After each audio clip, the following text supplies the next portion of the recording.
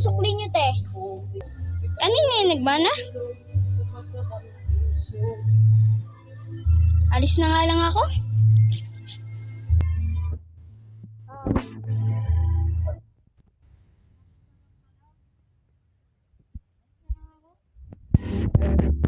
So ngayon guys, ayun na nga. Doon na nga yung kwento ko. So ngayon guys, lobad na rin ako, 6% na rin ako. So ngayon guys, sorry Tibea. So ngayon guys, kailangan na natin to tapusin kasi palobad na ako.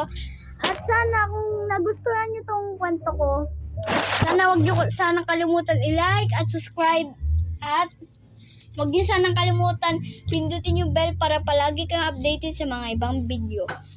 So, i-share niyo rin to guys para maraming makanood. Thank you guys.